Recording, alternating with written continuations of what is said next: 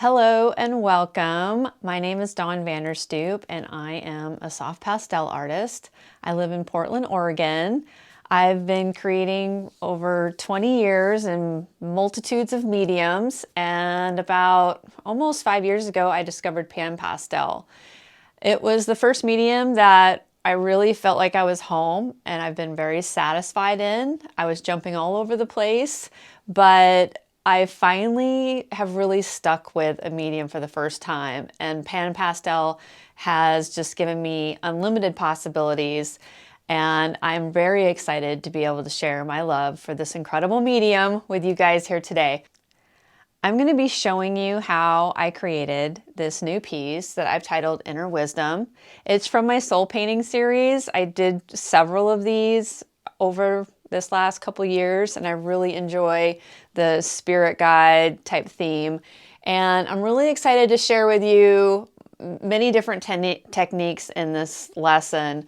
We will go over clouds and light rays and the basic use of PanPastel with a limited PanPastel palette.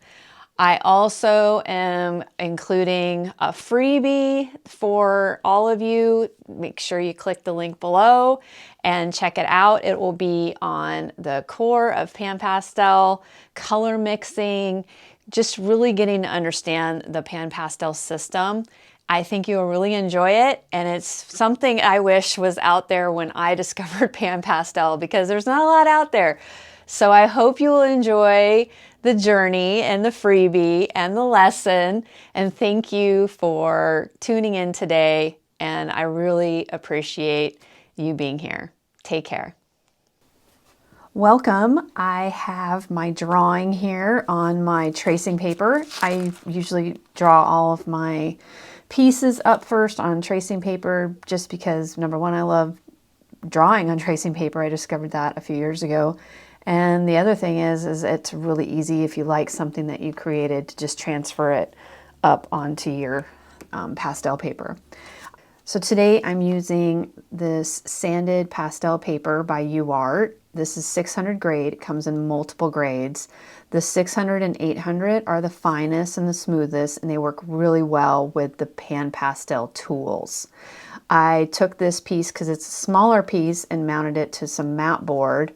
So I usually do this with all my small pieces. So the Strathmore tracing paper is what I use the most, and what I'm going to do is I'm going to create my own tracing paper. When I do that, I use this one is the neutral gray shade, and I take this oval tool and looks like I got some green on that side. I will take this and then cover my backside of my image. And what this allows is for you to be using pastel with pastel. Some of the other transfer papers will leave behind a ghost, or they might say they're wax free, but they just don't allow to get rid of that image completely if you want to make any changes. So I'll put on a really good coat here. And once that's covered, you can see that the PanPastel doesn't leave a lot of waste or dust behind. If I do have any, I will just shake it off in this little thing. And now I'm going to take this piece and I'm going to line it up. I'm using a 5x10. I get frames custom made for this size because I like it so much. So I worked with my local framer. You can also, I'll link up the one I found on Amazon. That is a document frame that started all of this. I saw the size, and I don't know if they carry them anymore, but I will share that. Or you can put this on a larger, like you can do an 8x10 would work, and then that would be a more standard frame. And that's easy to do because it would just be a little bit wider like that. So now that I have it lined up on the paper, I'm going to take my mechanical pencil and start transferring the image to the piece. And you will see how it leaves the lines. And I will just go through and get this all transferred.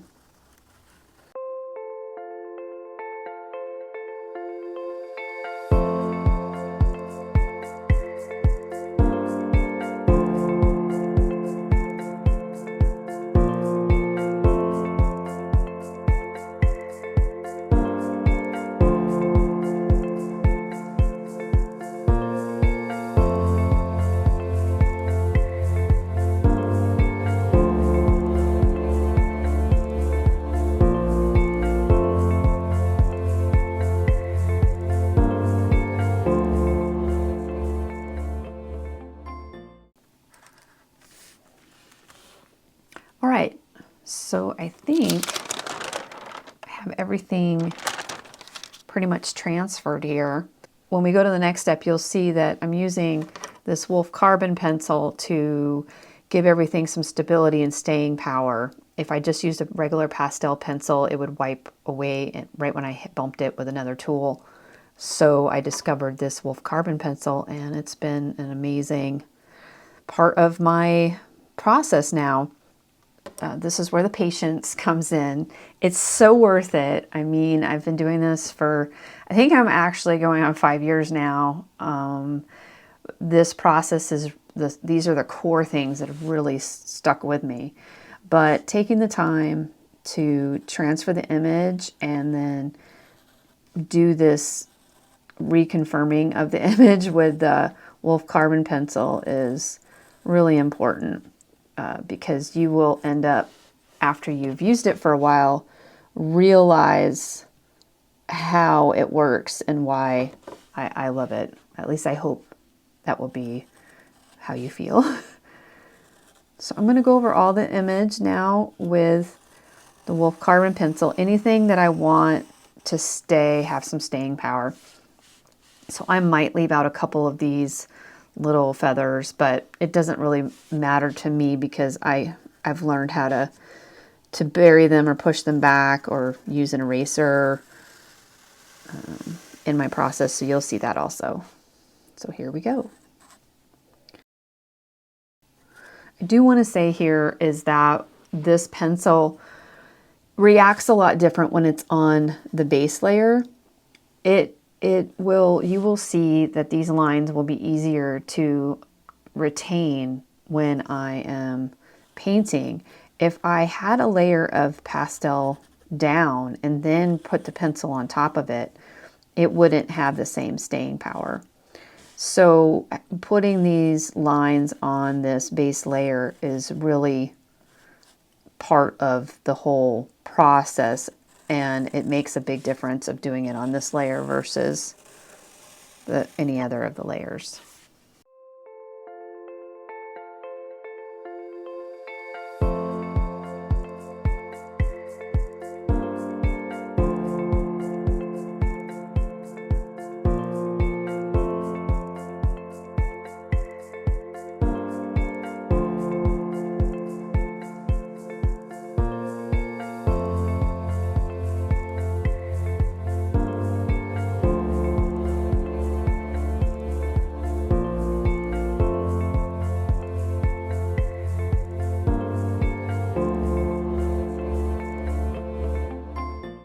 Right, so you can see how I made some adjustments along the way, and it really offers you a lot of that flexibility because this paper really takes erasing really well.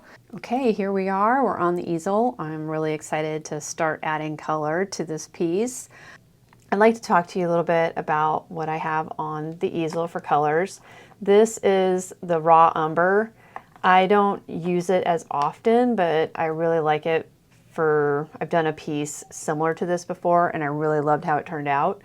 You can use white if you don't have this. This is the raw umber tint, and you can basically create the raw umber tint with this core raw umber by just adding white.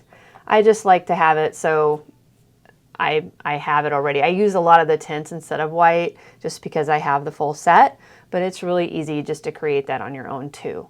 I have the orange shade. It's a little darker than the core orange. And then I have the burnt umber shade, which is darker than the burnt umber. You're just basically adding black to these colors to get them, and I just want to go a little bit darker and bring them out, and so those are the ones that I've chosen for this lesson. And then black is really important, and then if you want to put white in, but I'm trying to give more of a limited palette for this piece.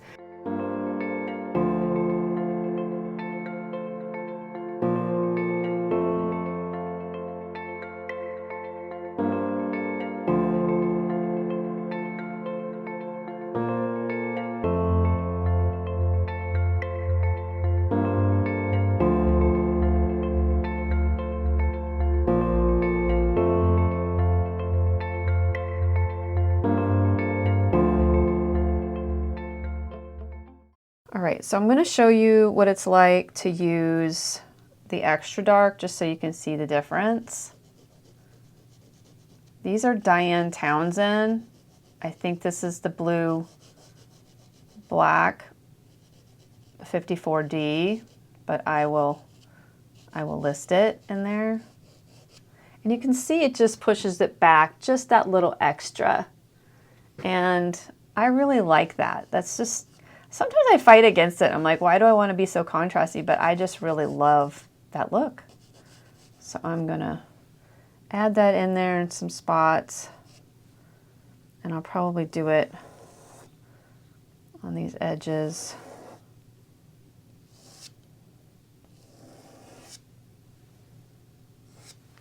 So now I think what I'm going to do is just work on the next darks. So I'm going to put in, and you will find that I use a dark and a light brush, and I'm also using a microfiber towel to wipe off my tools. I don't go and have a tool for each color.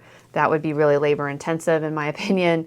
So I have a towel actually clipped onto my little shelf here on my easel, and I wipe it off in between colors. And when you use this high density foam, it cleans it really well, because you can see that this had dark on it. Now I can go into this color and you can see it doesn't even contaminate it. You have pretty much the pure color. The only time you'll see a color that's underneath is if you're pushing down really hard onto the sanded paper. It will sometimes pull what's underneath, and then I pretty much use that as harmonizing.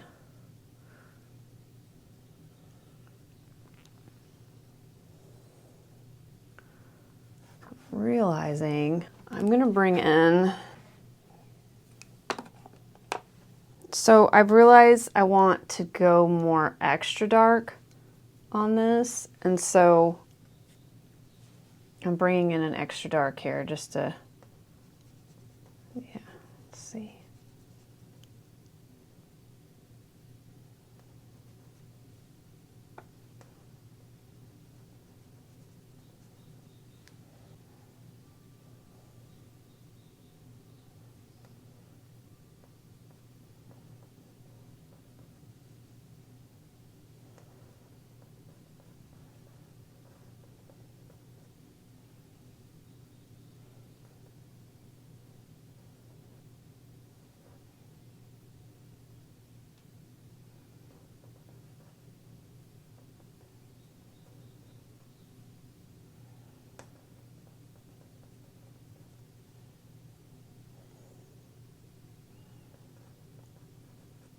So I'll be laying down a lot of my darks, and then I'll pull them out with the tint or the other colors.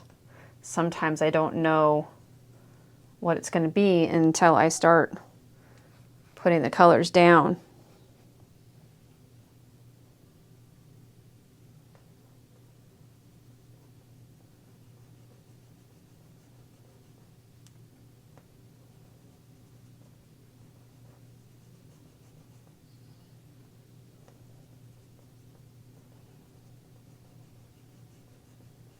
And I'm just rotating in between these colors, because if I did the whole thing in the one color, I just find that becomes really flat. So I'm rotating around here.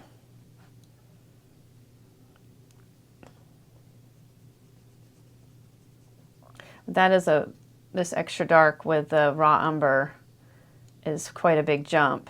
So that's why I just find when you're beginning, having to mix all the colors can be a little overwhelming. And that's why I just like to dip in. And dipping in is a lot less thought heavy, and that can make your experience be a little bit more positive when you're just learning.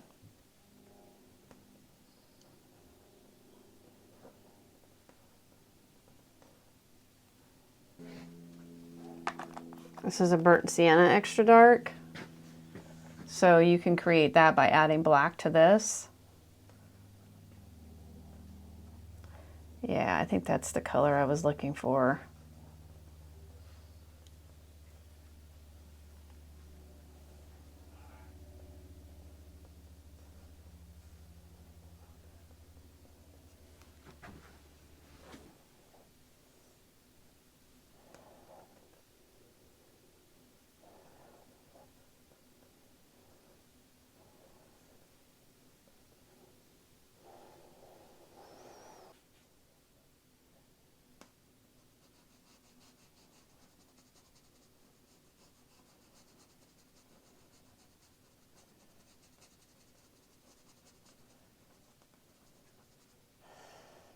I'm probably going to lighten this area quite a bit, but I'm just going to put this on there to add some dimension.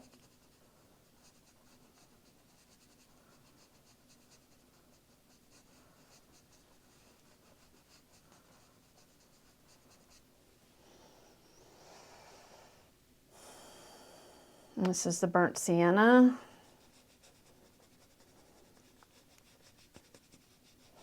And you can see it's over the dark, so it's going to go pretty much extra dark automatically. But at least, even though I've switched some of these colors in and out, you're going to see how they work and why. You know, I'll even take and put these in the families. Let's do that.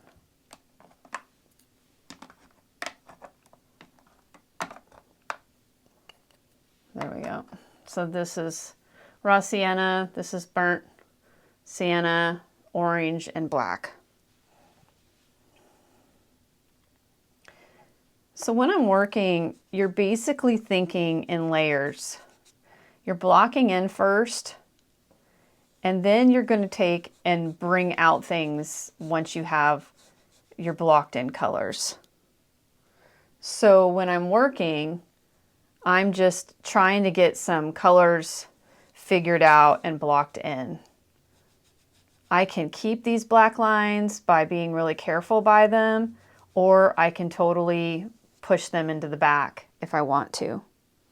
Now I know I'm going to do this area in cream, and the background, I'm going to take my larger wand and put in some of this raw umber extra dark.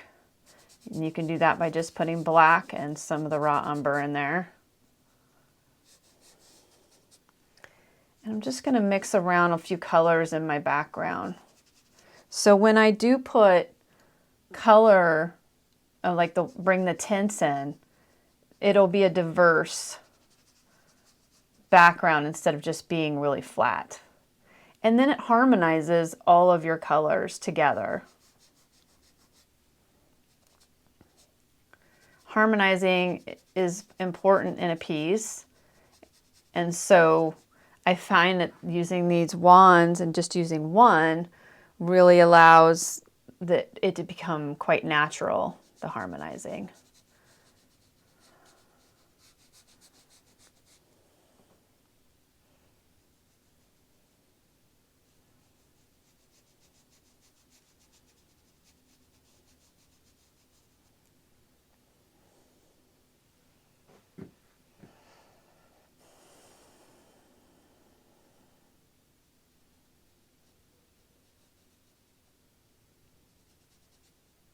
Now I want these lines to be in there on this layer because it just creates this extra bit of interest. But as I go along, if there's a line that's too disruptive or that I find that just gets in the way of things, I'll just I can erase it, or I can just go over it with the tool real rough and it'll go away. Let's see here.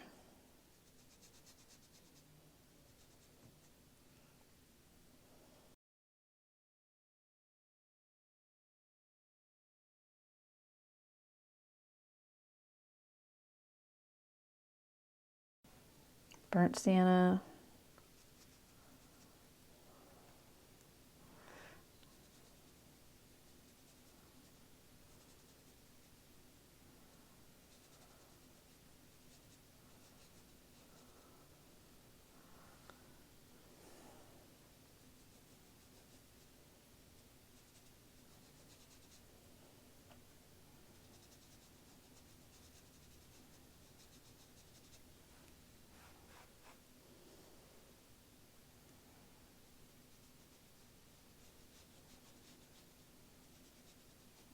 Now, if you just get too much, if it picks up too much of that dark, you just need to wipe off your towel and reapply.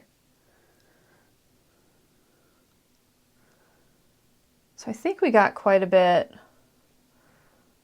of our colors in here. Do a little bit more right here.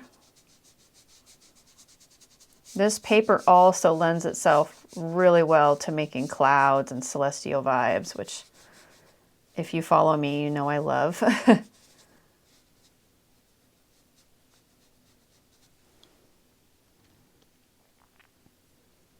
Okay, so now I'm going to start, well, actually I see right here that I could create a little bit of depth here by using a lighter color. It's almost like a little tunnel. I'm thinking of putting light rays in at the end just to be able to show you that. Everything's just in layers. You just have to think about layers. Okay. So what I'm going to do now is I'm going to put in my eyes, I think, for the little owl. And with that, you can use, I'll see how it works. You can use this little applicator. It's pretty amazing, the detail you can get once you learn how to apply. Or you can use your pastel pencil.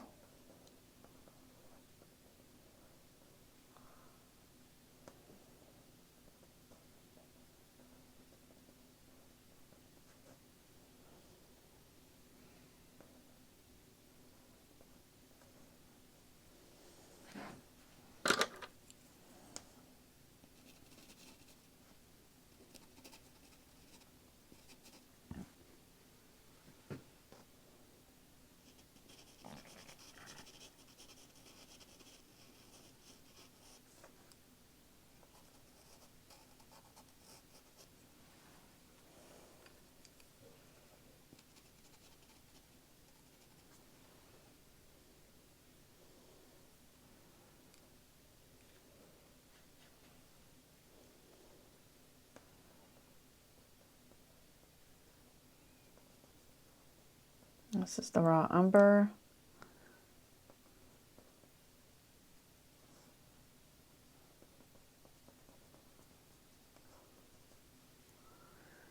Okay, so now I'm going to take that raw umber tint and I'm going to start bringing things out. This is pretty, I think, the magical part of it all. Okay.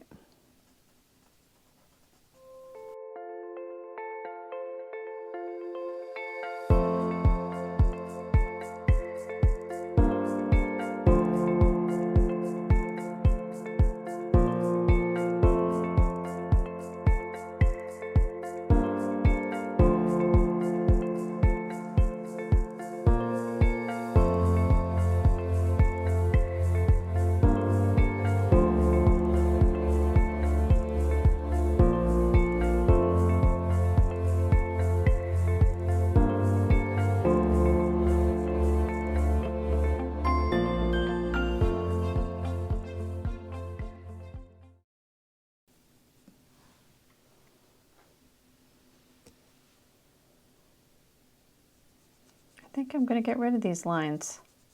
And that'll show you what I do is I'll take one of my white erasers that I've cut up, and I will just erase them. I'm going to add some lines on the next layer, I think. And you can go over it too, but that's just an easy way. And I want to take my wolf pencil and add a little repetitive swoopy thing right there. And I'm thinking I'm going to go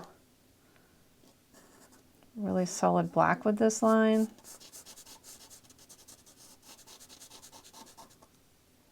And you can also use your black pastel pencil. Might be a lot better for this.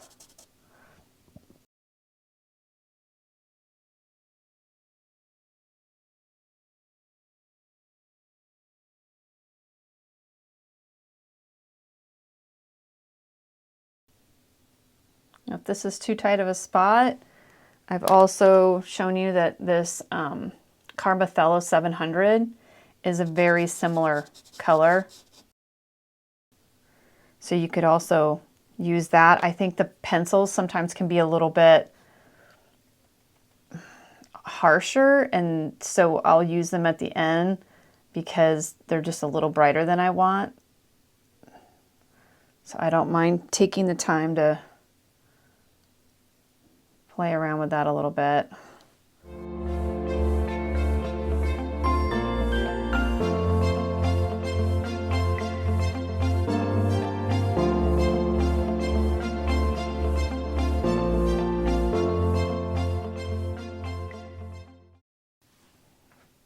Really liking how that's coming along.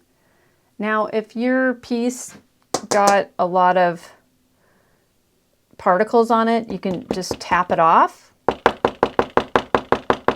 and those will shed. If it's got too many on and it's bothering you, I just take it outside and blow it off. I'll do that sometimes a few times during my session. You'll see in white that using the white or the tints, if I don't knock it off on the side here, it will shed a little bit more. But to solve that is you can just push it into the tool by using that mixing palette. So I'm going to use this tool to do these little auras around.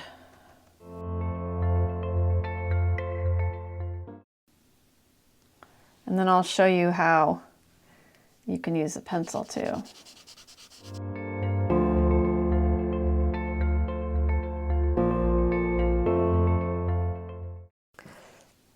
I'm at the spot here where I like to add a little bit of pizzazz. We'll do that right now.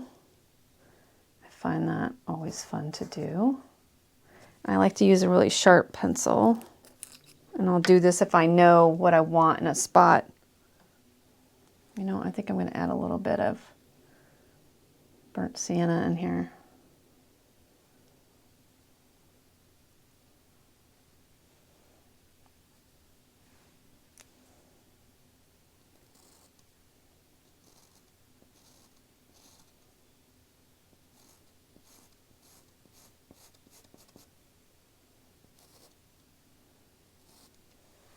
Now there's a part of me that is thinking I might want to just extend this. So this will show you how you can erase. And then I can just take my wolf pencil .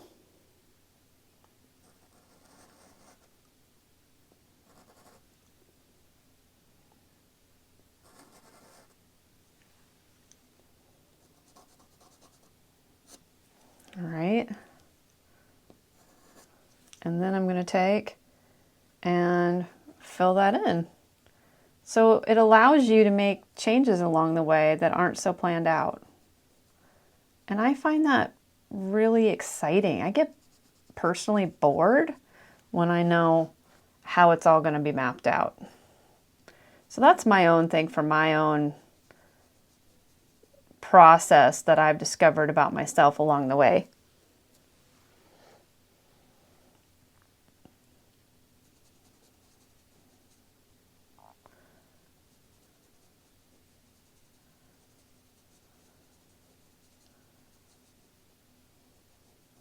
I'm just harmonizing colors to make the eyes make sense. And so now I'm going to take and extend that up there and bring those lines in.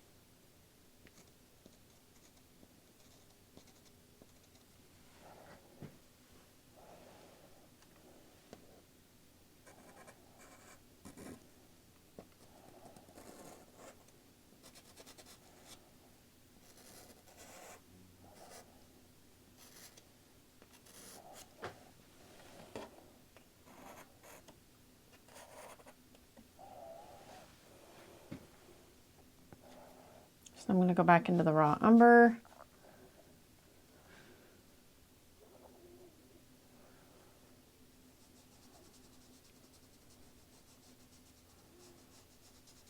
And you'll see me tapping in some colors throughout to harmonize this area. There'll just be little bits here and there.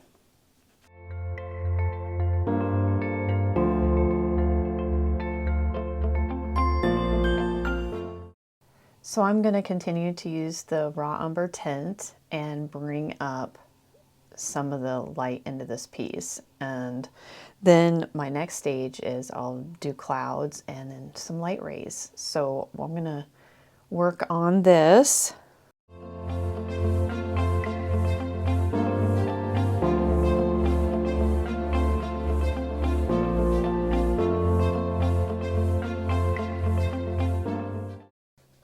I'm going to take this line and bury it in here so the owl becomes a little bit more part of the front of the being. I think I might do that in another spot too.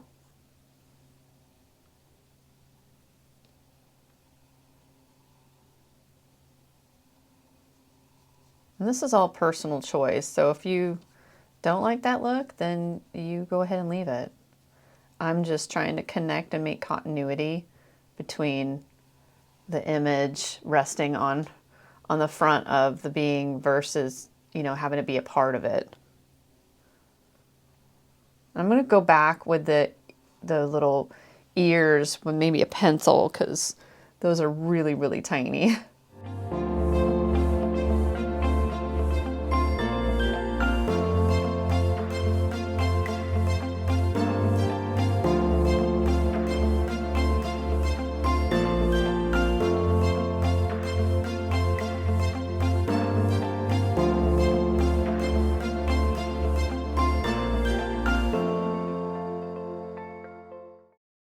So I'm just building up the feathers and creating some depth.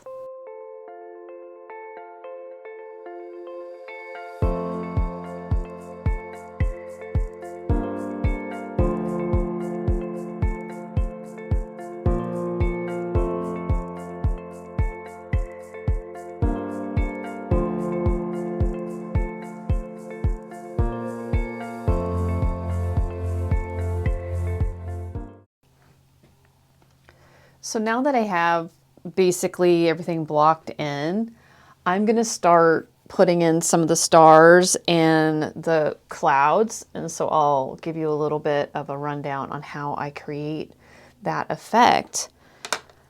The clouds are a lot of fun, especially on the dark paper. And a lot of it is just going back and forth. And it's amazing because you can go over this piece and overlap things to create the clouds.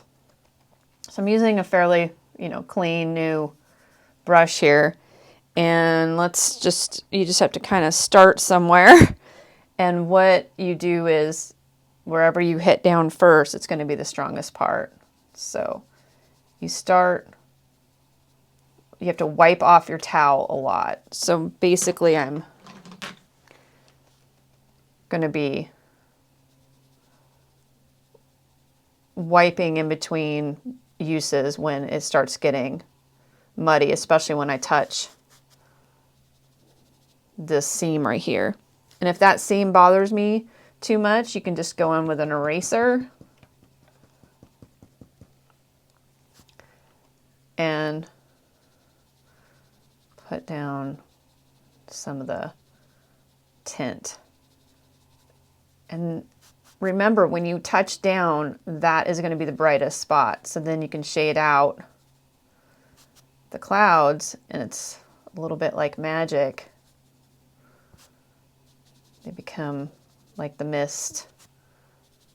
And you're just taking that, putting that first spot down there, and then it creates layers. And you can go over the image. You just have to remember to wipe it off in between.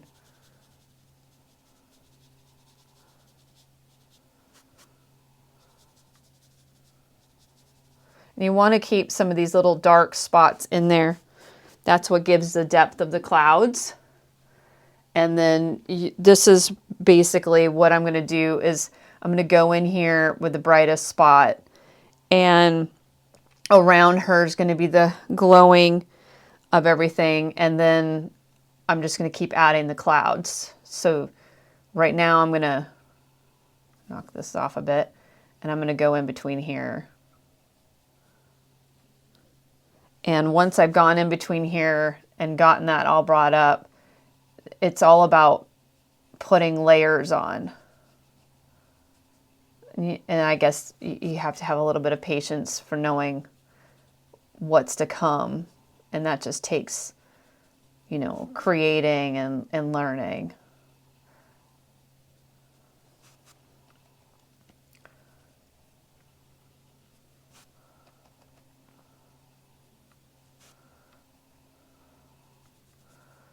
So mostly every time I go back in to dip in, I'm wiping off before then to get that off. And you want to bury the lines a little bit. We're trying to push this back to where it's subtle, but it's also still visible. And then I'm going to go around there.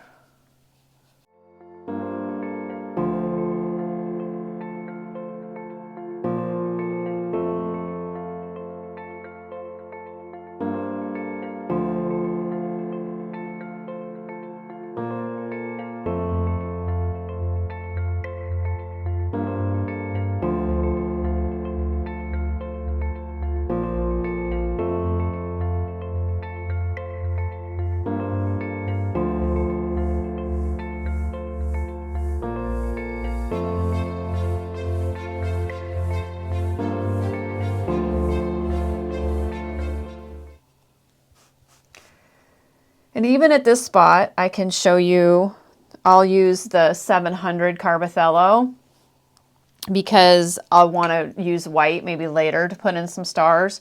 But it's always fun to start putting in stars when you know where they're going to go. And it can start bringing the piece together visually for you. The key to stars is when you put them in, you want to bump them down with your finger a little bit, and it pushes them back. And then you take and go over a couple of them really bright.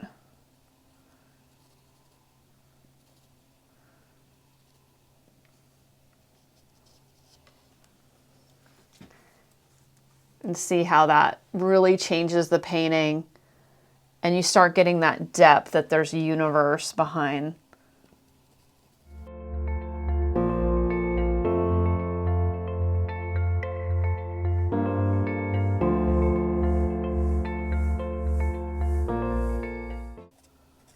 So I do this so I can get some of the stars in on some layers, and then I'm going to go over them again.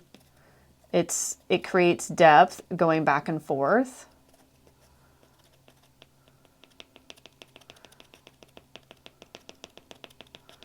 It's all what you want to make it.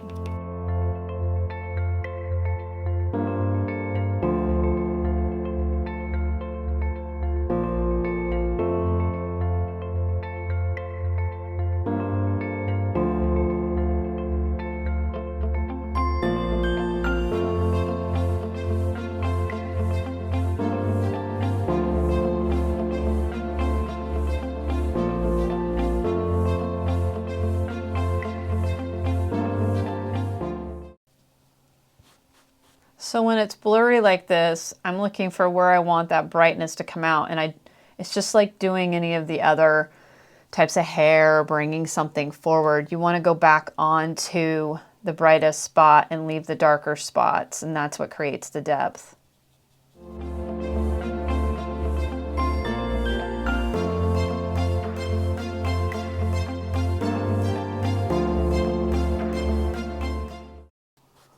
So if any of those black lines don't go away, that's when I'll bring in an eraser if I want to blend those in and have them.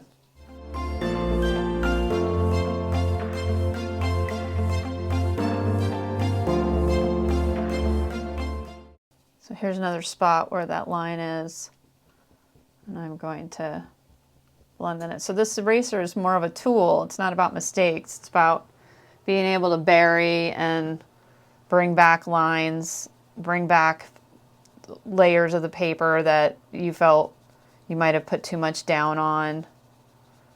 So if I wanted to bring back this area right here because I felt like it was too much, you can just use the eraser and create that depth again.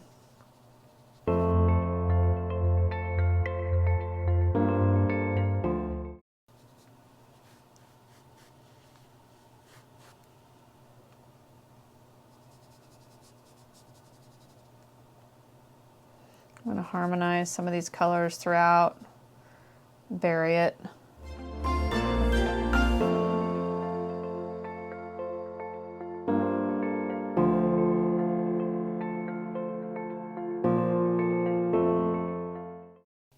I'm going to knock back a lot of the black on this halo part.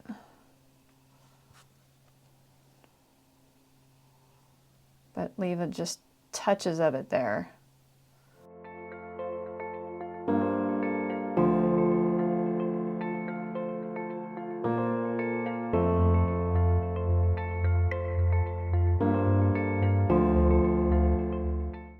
Okay, so I'm going to pop in the titanium white. Of course, this is optional. It's not required. And I'm going to put that around some of the spots that I want to bring up even more.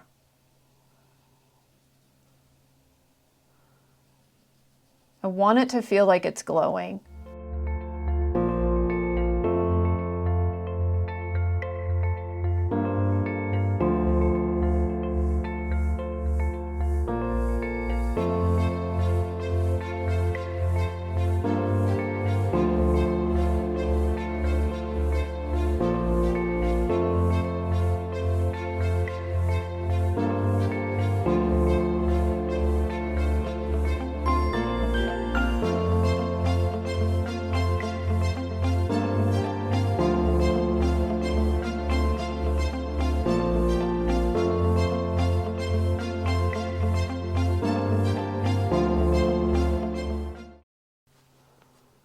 Knock back some of these.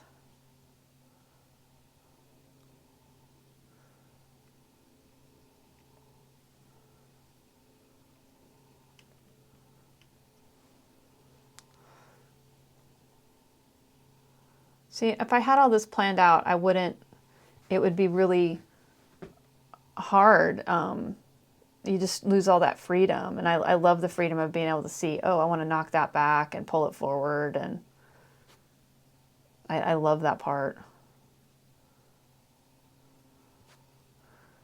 So I just call this burying the lines. So it's there, but it's a little bit more subtle.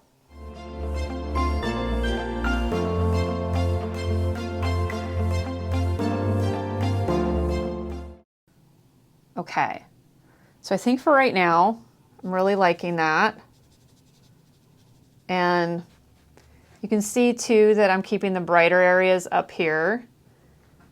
And now I'm going to show you how I create the light rays. I'm going to put a few dots in before I do it because you don't know how it's going to go. So I'm going to just create a few of those dots.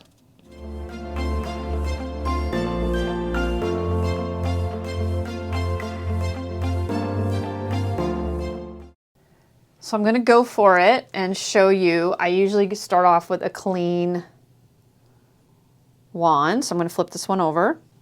And with the clean wand, what I'm doing is we're going to hit it, and then you have to really wipe off the wand. And it's always a debate if I want to go with the white. Sometimes that can be a little bit much, but it is being buried a lot. So I'm going to load up my brush here, and then it might be a little strong. I might actually knock it off a little bit, and then I really pick that spot, and I'm going to go like this. And you might go, oh my gosh, it blurred, but it will be okay. To play around with a little bit. That dark might really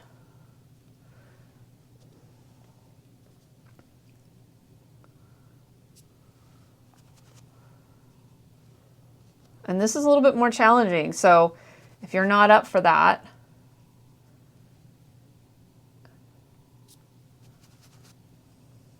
I might have to do a little bit more repair because I have that black behind here. We'll see how it goes here.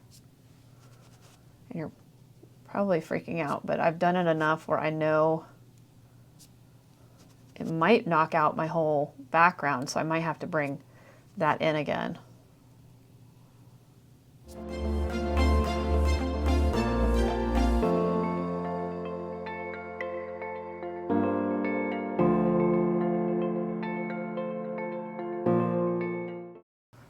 And then I'm going to take and see if I can bring back some of the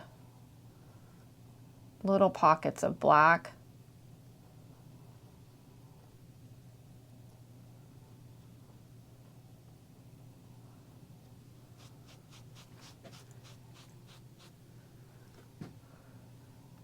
Whoops.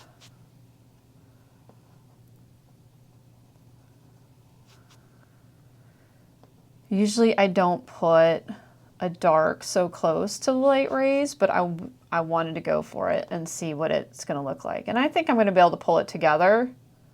It's definitely a risk, and I'm going to have to do some back and forth. So if you loved how it looked before, that's fine, but I'm going to show you what you can do and what the options are.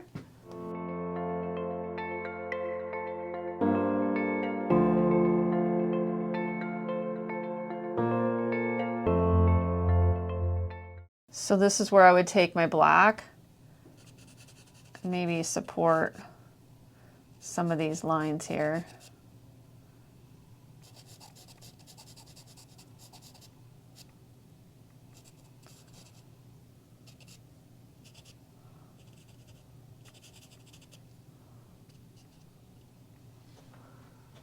There we go, we're kind of getting our shape back a little bit.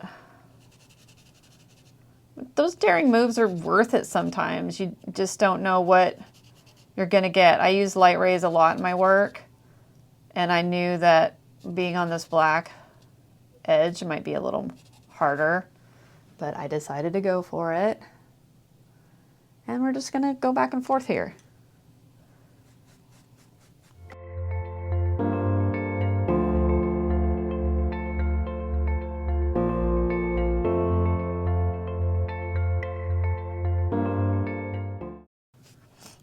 I want to see if I take the pencil have to almost wipe off the tip every time.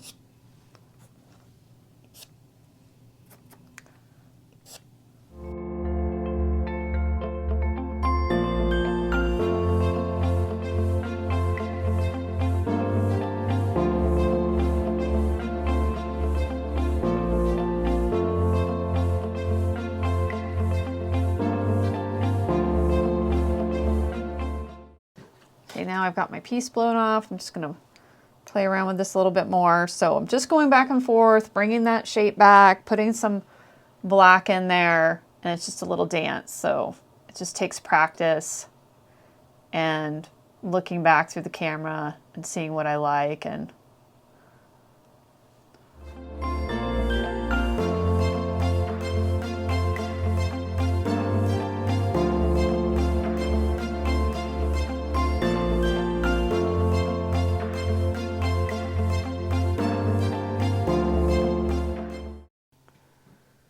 I'm just cleaning up some of the light ray areas that got a little bit of the black in there. And supporting them.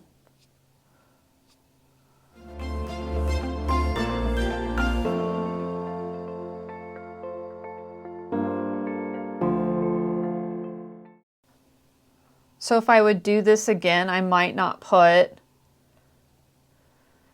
the black behind it. I might try to do it with just the raw paper and then going back and forth to see what that would be like, because that might make it a little bit easier.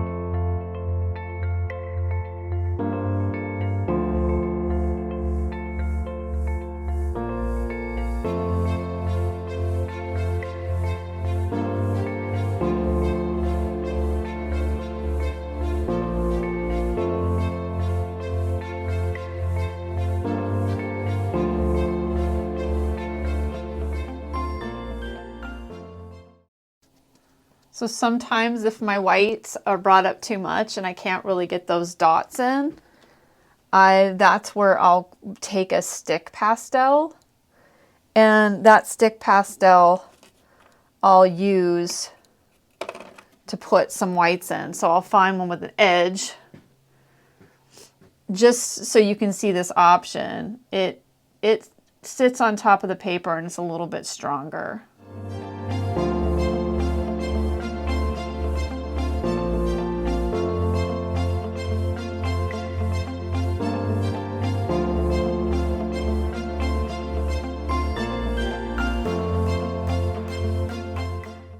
Okay, so now I'm going to play with the owl, and I'm going to put some little details in him, but I think I'm going to bring him up a little bit. When I say bring him up, I feel like he's too dark and he's sitting back into the piece a little too much. So I'm going to take my raw umber. We're going to bring him out. And sometimes you don't know until you work on certain areas. I'm going to take this raw umber and I'm going to go into his ears.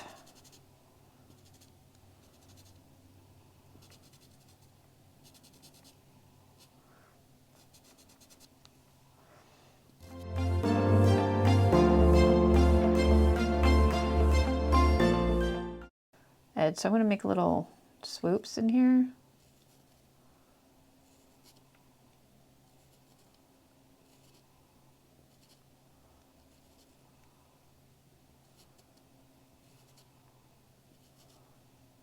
And I'm realizing his little beak hasn't been put in. I think I'm going to use the burnt sienna, play around with that a little bit, and then add a little bit of this. I'm going to knock it off.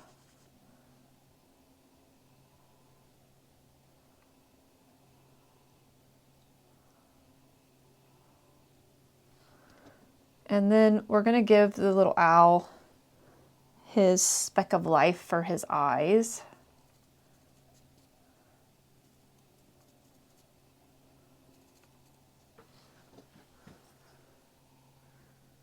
And I'm going to go back and forth here a little bit.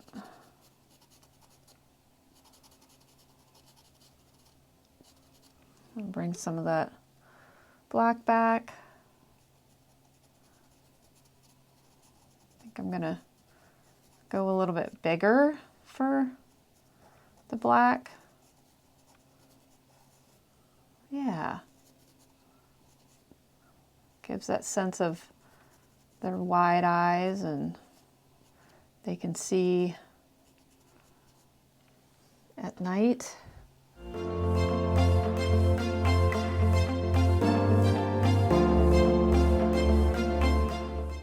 So now I'm going to take and just start putting some little specks and details in that are, these little dots always make me feel like it's an owl. They have those on their body.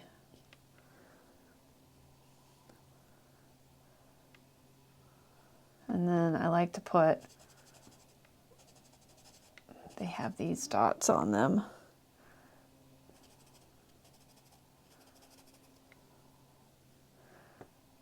And then I'm just going to repeat that pattern of speckle that I think unifies the painting.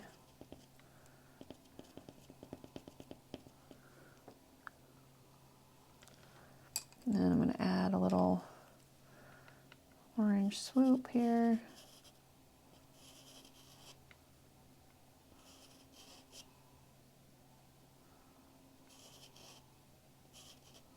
That just brings in the orange a bit.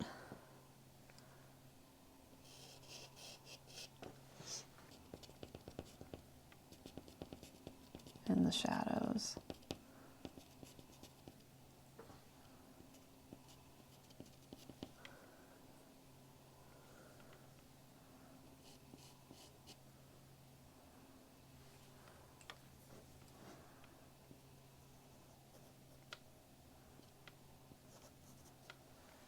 And then I'm going to go over the black dots.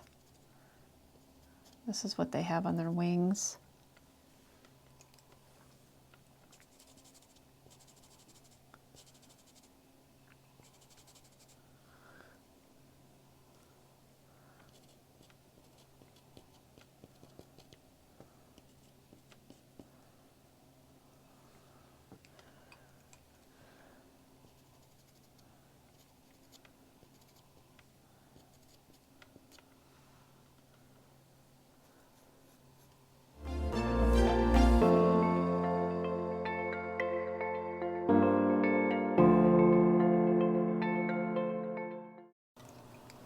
I'm going to use the black and put a little dot line on here. These are those little impulses I get at the very end.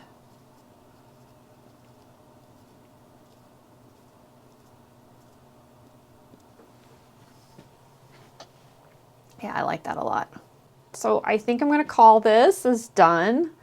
I want to thank you so much for joining me here on this journey, and I hope you had a great time. If you're interested in any more classes, please visit dawnvanderstoop.com, and I hope that if you're also interested in following me, I have a newsletter sign up on my website that you could sign up and keep up to date with everything that's going on.